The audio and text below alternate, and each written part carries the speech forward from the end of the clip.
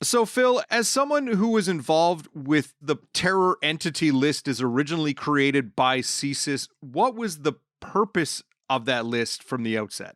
That's a great question. It certainly wasn't clear to me back in 2002 when I was asked to write the first Al Qaeda list while I was at CSIS. So, just for your listeners' benefit, I was a strategic analyst at CSIS on 9/11, and I was the kind of guy looking at Islamist extremism as a phenomenon.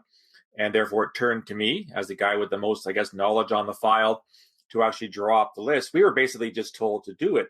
And I wasn't sure at the time what the actual benefits were, either to CSIS or to the Canadian government as a whole. It wasn't CSIS, to the best of my knowledge, that originated the request to do the list. It was actually the Canadian government, then Public Safety Canada, or was it Solicitor General, whatever it was called back then.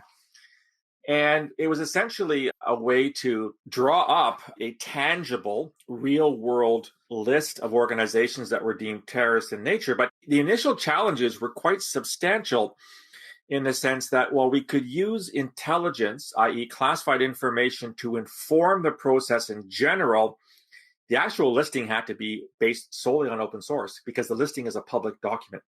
We had a ton of intelligence on Al Qaeda, and I guess in all fairness, we had a fair bit of open source information, which of course grew exponentially after 9/11 because everybody and his dog was looking at Al Qaeda as a terrorist group. But at the time, I must say, I wasn't quite sure as to the whole genesis, the raison d'etre of drawing up the list in the first place. And I've kind of waxed hot and cold on them ever since. Do you feel like it was probably related just to our alliance with the U.S. and the war on terror, and the U.S. has its own list of groups that are terror groups, and so as part of that alliance, Canada needed its own list? I think it's a great question. I don't know in terms of, from a calendar perspective, whether or not the United States had its own list prior to 9/11. I do know that in the wake of 9/11, or again, I'm not sure of the actual timelines here, the UN has a list, the European Union has a list, the United Kingdom has a list, the Australians have a list, and I'm sure there are other jurisdictions around the world that have a list. I think a lot happened in the wake of 9/11 in which we were keen to be seen to be helping the Americans. I mean, think of the big rally on Parliament Hill, right? Was it the day after or 2 days after 9/11? Yeah. All these people rallied on Parliament Hill to say, we are Americans too, or whatever the hell is at this time. There's no question that the intelligence and law enforcement sharing arrangements with the Americans have been robust for many, many decades prior to 9/11. I mean, I worked at CSE before I joined CSIS, and of course, the Five Eyes arrangement, if you want to call it that, dates from the Second World War. This is not new kind of thing. I do think there was probably a desire to express solidarity with the Americans. And so if in fact it was an American idea, and I don't know that to be the case, I don't see why we would have said no at the time, because it just would have been, yeah, we can do that too. It's not too problematic. And as I said, I think it was the government in general that decided to do this, and then CSIS was assigned a responsibility as Canada's security intelligence organization. It could just as easily been a purely center or central project run by public safety. It could have been given to the RCMP. It could have been given to anybody. But CSIS was the one that on whose doorstep it landed after 9/11. As someone who was involved with the original listing and dealing with Al Qaeda, what goes into deciding whether to list a group as a terrorist entity? Is it based on, intelligence? Is it based on actions globally or locally, or is it based on politics? How about all the above? There's no question that, okay, a group like Al Qaeda has got to be a no-brainer, right? They just killed 3,000 people and they bragged about it. And so clearly they were a terrorist entity. Other groups are equally as non-problematic. Al-Shabaab in Somalia, Boko Haram in Nigeria, Islamic State later on in Iraq and Syria. But the immediate problem you're faced with is that there are hundreds, if not thousands, of terrorist groups around the world. And a lot of this hinges on what do you define to be a terrorist group, what do you define not to be a terrorist group, which I want to revisit with the Proud Boys at some point in this podcast. You could list thousands of groups, but the question would be, well, why? Does Canada really need to list Jamaat Islamiyah, which is a group in Indonesia, on its terrorist list? Do we have any Jamaat Islamiyah followers in Canada? Is there any support for Jamaat Islamiyah in Canada? What would be the point? There are groups on there like ETA, the Basque group, which has been around since the 50s. The FARC's been around since the 50s in Colombia. It isn't really clear to me what it is that designates one group as terrorist, whereas another group you would simply have to decide not to go with. And there's another related issue to this, which I think is really important, which your listeners I don't think really might realize. There's a listing process and there's a delisting process. So groups have been removed from the list historically. And the example that I point to in one of my podcasts is a group called the Mujahideen-e-Khalq, which is an Iranian terrorist group, been around since the 1980s. And the Harper government decided unilaterally in 2012 to take them off. And as somebody who was an Iranian analyst for decades, both with CSE and the service, my immediate question was, why are the MEK off the list? Have they stopped being a terrorist group? No. Have they stopped carrying out terrorist attacks? No. So what's the rationale? It was purely political at the time. Now, you mentioned the Proud Boys, and there's been a lot of talk in the wake of the January 6th riots in Washington. A lot of talk from people like NDP leader Jagmeet Singh wanting to see the Proud Boys declared a terror group, in part because of their role on January 6th. Parliament passed a motion calling on the feds to add them to the list, and the government listened. And they just last week they added the Proud Boys and a bunch of other groups, and some of these are fairly serious, like the Base and Atomwaffen Division, both far-right neo-Nazi groups, as well as some groups linked to ISIS. Now, just kind of looking at who was added, what are the threats posed by these groups? How much time do we have? I'm not being facetious. This is a very, very good question. So, for example, one of the groups that's listed is the Islamic State West African Province, which is a group so Boko Haram, which is the groups that have been around since the mid-2000s, late 2000s, killed hundreds of thousands of people over the years in Nigeria, caused tens of millions of dollars in damage to the local economy. Islamic State West African Province, or ISWAP for short, is kind of vying for influence within Boko Haram. Why in heaven's name would Canada list them? What is the potential link to Canada between Canadian entities and Boko Haram? I mean, in my time at CSIS, I can tell you categorically, to the best of my memory, and I'm getting a little older now, I don't recall a single occasion in which we had any files linked to Boko Haram. There's also a legitimate question that needs to be answered, and I haven't seen it yet, is the Proud Boys truly a terrorist group? Or are they a hate group?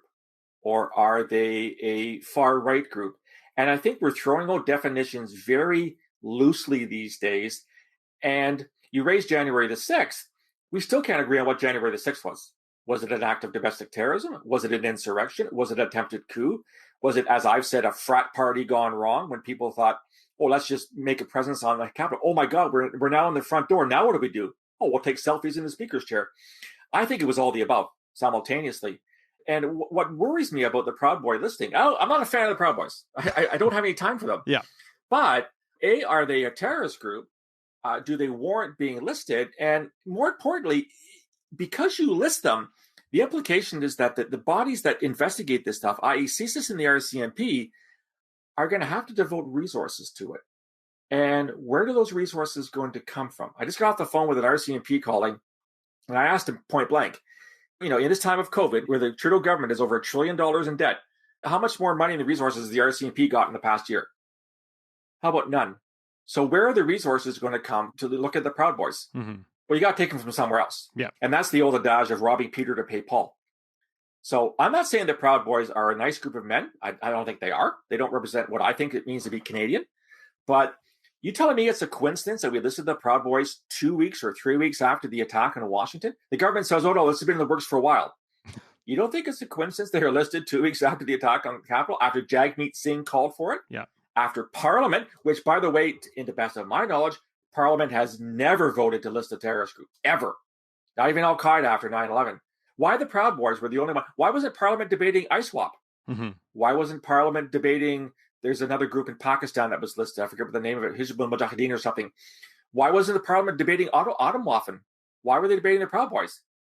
Because of the perceived role in January the 6th. So again, going back to your early question, there's a lot of politics to this kind of thing. Yeah. Absolutely.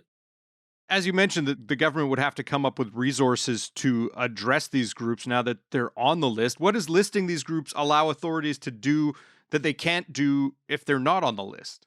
I was informed by an old friend of mine from CSIS. So I came out quite strongly initially saying the listing was a waste of time. And then he kind of set the record straight. There actually is a purpose from the listing.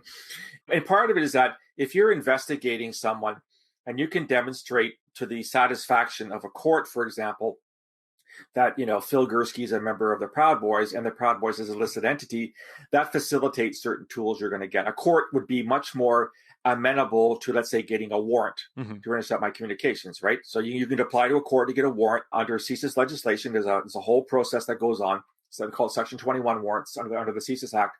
Not surprisingly, warrants aren't handed out like candy, and nor should they be. It is intrusion on our privacy rights as Canadians. So if CSIS or the RCMP want to get a 21 warrant or a Part 6 warrant, as they call it, the RCMP, you have to make a pretty convincing case that the government needs to know something that should be private. You can use the list to say, well, we're pretty sure that Phil is a member of the Proud Boys, and you've listed the Proud Boys, so that the court might say, yeah, well, we'll grant you the powers to do this kind of thing. The other thing, of course, that I think listings facilitates is possible charges for terrorist financing. So if you can prove that Phil Gurski is a member of the Proud Boys and Phil Gurski is dumb enough to write a check to the Proud Boys and it's listed, then you could technically charge him with financing terrorism in Canada. But there's another issue, which I hope we get into. What does it mean to be a member? And how do you prove that? I think that's a much bigger issue. Now that you've raised that, like, how does a government entity decide who is and who isn't a member of a terror group? Because, I'm sure in some cases there may be organizations with lists. If Dave Breakenridge's name shows up in the phone book of someone who's part of this group, does that mean I'm a member? How does the government determine that? What a great question you're asking, Dave, to which I have no answer. And I mean, in some cases, people are really stupid. So if you remember the guy that hit the police officer outside Commonwealth Stadium a couple of years ago? Yeah. He wasn't charged with terrorism, best of my knowledge. He was charged with attempted murder. And then he went on Jasper Ave and hit a few more pedestrians. Correct. The guy had an ISIS flag on the dashboard of his rented truck. Mm-hmm. Well, if you've got an ISIS flag on the dashboard of your rented truck, either you're the biggest moron on the planet, or you see yourself as a member of ISIS. And that could have been used in a court case to say, well, why else would you have an ISIS flag on your dash? Why didn't you have a Canadian flag? Why didn't you have a gay rights flag? Why didn't you have a whatever flag? You had an ISIS flag. That should indicate something. I'm being slightly facetious here, but this is a really important question. Yes, groups like Islamic State, when they ran the caliphate in Iraq, did keep very scrupulous records of who was who in the zoo. And allied forces who took back some of the towns and cities that Islamic State controlled are using those lists to find people. Mm-hmm. And maybe email lists as well. But again, just because you're on an email list, does that mean you're part of the Proud Boys? Maybe you're a CSIS source in hiding. Maybe you're a journalist like Dave Breakenridge who wants to find out more about them. If I were a defense lawyer and my client said I'm being brought up on charges of being a member of Proud Boys, I would go to town on the government. You have to prove beyond reasonable doubt that my client is a member of Proud Boys. How are you going to do that? Does he have a membership card? Does he have a tattoo in a secret part of his body that shows he's a member of the Proud Boys? Yeah. These are really good questions, and I don't think there are any answers to them. So going back to what I used to work on when I worked at CSIS, when I worked on Islamist extremism, the Toronto 18 called themselves Al-Qaeda in Canada. These guys couldn't spell Al-Qaeda, and they couldn't find it on a map. Yeah. Why they call themselves Al-Qaeda in Canada? To scare the bejesus out of people, right? Mm-hmm. So would you call them Al-Qaeda? No, because A, that's giving them far too much credit. I'm not dismissing how serious the plot is. This was actually a very serious plot, and hundreds, if not thousands, would have been killed had it been successful. Yeah. But these guys were not Al-Qaeda in Canada. These guys were homegrown, domestic Islamist extremists who drank the jihadi Kool-Aid and decided to blow up parts of downtown Toronto. But they were not Al-Qaeda. They had no sanction from Al-Qaeda. Even Islamic State will claim people that it has no knowledge of. A lot of these attacks in Western Europe, ISIS says that was our boy in France, that was our boy in Geneva. Mm-hmm. No, it wasn't. These are people that are, what they call them, inspired or fellow travelers, whatever you want to. They're not members of ISIS or Al-Qaeda. They're just people that basically sing from the same song sheet. I mean, that's where the question of membership gets murky, right? Because a larger organized group can claim anybody after an attack, presumably when they themselves have been killed in an attack, in a suicide attack. They can claim that person as one of us. But also on the flip side, if a group feels the heat of the government and can say, like, we're going to dismantle the right-wing hate group in Quebec, and then they reform next week as the right-wing hate group in New Brunswick, and they're a new group that might have to get a new listing and start the whole process all over again, right? You're absolutely right. And this is exactly what happened in the United Kingdom, Dave, with a group called Al-Mujahideen, who were a real pain in the ass for the Brits in the 90s and 2000s. Members of, or graduates, whatever you want to call it, of Al-Mujahideen did carry out acts of terrorism around the world. So they listed Al-Mujahideen, and Al-Mujahideen said, fine, we're going to change our name, which is exactly what they did. And all of a sudden, that it's a different name. It's not on the list. Mm-hmm. So the sanctions don't apply to it because it's a different organization. It's almost like registering a corporation, right? If you change the corporation's name, then it makes it harder to follow the corporation. It's as simple as that. And that's what terrorist groups do all the time. Look at Islamic State. What is the official name of Islamic State? Is it Islamic State? Islamic State in Iraq and Syria? Islamic State in Iraq and Shams? Islamic State in Iraq and the Levant? Mm-hmm. Is it the Arabic Daesh Dawla Islamiyya fi Iraq wa Shams? There's as many names as there are people sometimes. If we see listings as the end all and be all, smart terrorists are going to catch on pretty quick. Say, fine, we'll just change 2 vowels in our name or put another adjective in, or as you said, go from Group A in Quebec to Group B in New Brunswick. And then you guys can't touch us. And I don't know if the government has some kind of flexibility.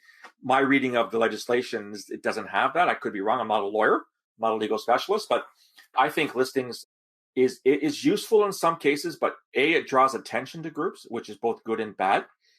Makes Canadians aware of them, which is good. But it also tells the groups that they're on the radar, which is bad. If you're following a group, you'd rather they don't know we're on the radar, so you can't insert human sources and all that kind of stuff. And in all honesty, I mean, it accords the Proud Boys far too much importance. Yeah. These guys are not the A team. And I'm really getting a little bit nervous about all these articles I'm reading by so-called experts saying that the far right, people like the Proud Boy, pose as great as, if not greater risk than Islamic State when it comes to terrorism. And I'm saying, could you please point to the numbers here? Because I'm not seeing the numbers. In watching coverage of the Proud Boys, outside of what happened in Washington, I've seen things like where they go fight with members or so-called members of Antifa at protests in various American cities, or they were the counter-protesters trying to stir up controversy around the removal of a statue in Halifax, right? Yeah. You hear about other groups in Canada that are engaging in military-style training and stockpiling weapons, and you think, well, who is the bigger threat? Is it the people with the military style weapons and running military style training, or is it the people at the protests who are starting fights? What is the level of threat with some of these groups on the far right, like Adam Waffen and the Base and the Proud Boys? Right. And how should law enforcement deal with them? Okay, it's a great question, and I'm not going to give you a very good answer because for two reasons. One is I didn't work the far right when I was at CSIS. Fair enough. And secondly, my knowledge of operational priorities dates from 2013. So I don't have any eyes or ears on what the priorities are now. I do know anecdotally that more resources have been allotted to looking at the far right. Full disclosure, when I left CSIS in 2013, there was no significant far-right investigation, to the best of my knowledge, for the simple reason that we're going flat out on jihadi investigations, and for good reason. Think what happened in 2014, the attack on Parliament Hill, the attack 2 days earlier in Montreal, in which 2 members of the Canadian Forces were killed in those 2 attacks. So from a counter-terrorism perspective, we had our hands full with Islamist extremists, not to mention the 200 Canadians that thought that joining ISIS was a good idea. Yeah. Right. And the Canadians that think of Wasim Chowdhury in Bangladesh, who killed 20 people at a cafe on July 1st, 2016. Think of the 2 guys from my hometown, London, Ontario, went to a base in Algeria in January 2013, killed 40 people. So we were all hands on deck for Islamist extremist threats for justifiable reason back in the mid 2000s. I'm guessing that, resources have been reallocated. But again, I don't want to repeat my arguments. Resources have to come from somewhere, and I'm not sure where they took them from. But, you raise a really good point. How do you prioritize the panoply, if I can use that term, of far-right groups in Canada? The Proud Boys do strike me as more of a pain in the backside than anything else. I haven't seen any acts of violence, January 6th notwithstanding, in our country, attributable to Proud Boys. What do you do about Soldiers of Odin? They strike me as more just Marvel movie wannabes that didn't get picked for Thor or something. I don't know. What do you do with the 3%ers? Yeah. Which is probably about the level of their IQ at the same time, right? What do you do with La Meute in Quebec? It seems like whenever La Meute gathers for a demonstration in Quebec, you have more counter-protesters than you have La Meute protesters. And another thing, Dave, where's freedom of speech in all this? If I'm going to protest the removal of a statue in Halifax, for whatever reason, do I not have a charter right to express my views that that statue shouldn't be removed? Unless I'm doing so violently, which is against the law. Again, I'm not trying to dismiss that there are some worrisome aspects to these groups. We did see a far-right attack in January of 2017 in a mosque in Quebec City. Although, to set the record straight, Alexandre Bissonnette was not charged with terrorism. He was charged with first-degree murder and attempted murder in that case. Don't get me started on the incels. That's a red herring that people have jumped on, which is completely irrelevant to our conversation, although I've been crucified for not supporting them as terrorists. But no, I think these are all really, really good questions. And I don't know how you, as an organization, be it CSIS or the RCMP or even local law enforcement, the OPP, the Ontario Provincial Police, has an anti-terrorism section. I used to work there in 2015 when I left CSIS. Do they have resources on the far right? I already have no idea. And to what extent? Because when you move resources from A to B and something blows up on A, and it blows up in part because you didn't have enough resources looking at it. Canadians don't care that you had to move resources. They just care that you weren't there when you should have been. Yeah. I'm not saying this in a complaining kind of way. It's just the reality is you're only as good as your last failure. Mhm. No one cares how many cells you break up. Nobody cares how many attacks you prevent. They just care the ones you miss. And you look at Michael Zahav-Bibeau in October of 2014, the fact that he was able to get within meters of the prime minister, who I believe was had a caucus meeting in Center Block before that guy was gunned down. You can imagine the conversation the prime minister had with his RCMP officials after that one. Mhm. How did the guy get within 3 meters of the prime minister? Yeah. Where were you guys? Why wasn't he on your radar? Why weren't you investigating him? Why didn't you have a human source? Why didn't you have warrants? Why didn't, you know what I mean? The questions go on and on and on and on. And that's my fear, is that if we do a 180 and start saying, well, the far right is all we're worried about these days, we may be caught with our pants down at some point. Yeah. It's a fascinating discussion, and definitely one that Canadians have their eye on a little more these days. Phil, thanks for your time. Anytime, Dave. Always a pleasure to chat.